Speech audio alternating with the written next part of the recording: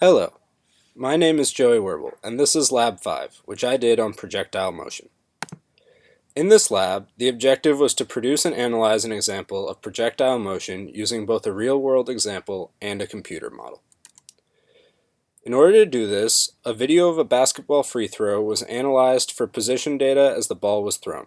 From there, a model was created in order to mimic the motion of the ball in flight.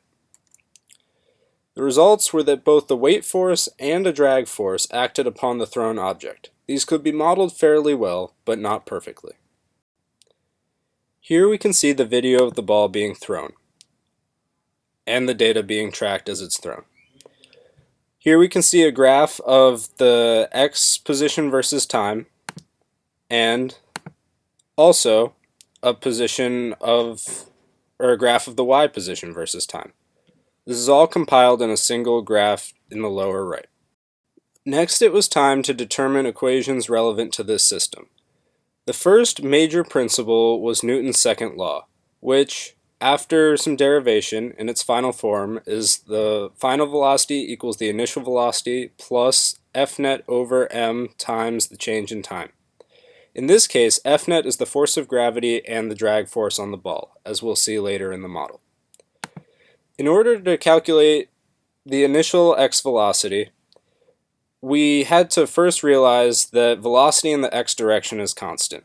Then, we took the x position when the ball was at its peak and divided it by the elapsed time in order to get a velocity of negative 4.32 meters per second. The y velocity was a little bit more tricky, but here we also use the peak and realize that the y velocity equals 0 at the peak point.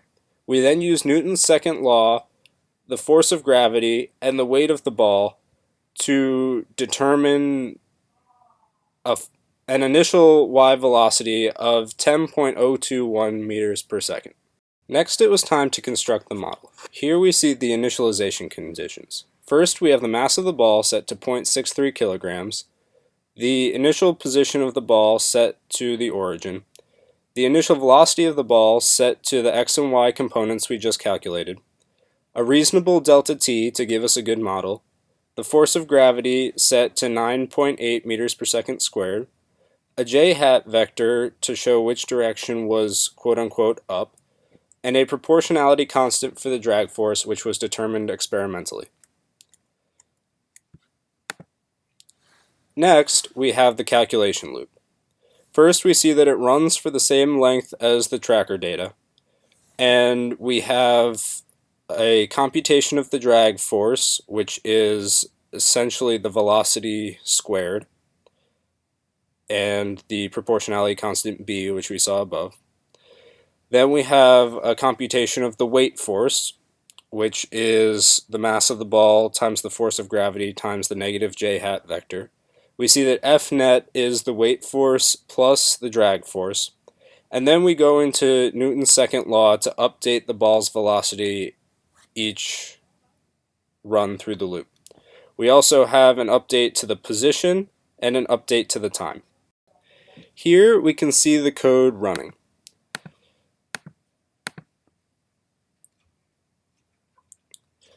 We see the track of the ball, which is the orange dot here, and a graph of the x position versus time. Finally, we have a comparison graph of the experiment x position in blue, the experiment y position in red, the model x position in green, and the model y position in purple. We can see that for the x position, the model matches the experiment very well. However, the model overpredicts the y position somewhat. This is likely due to error in the calculation of the drag force. This concludes my analysis of projectile motion for Lab 5. Thank you for watching.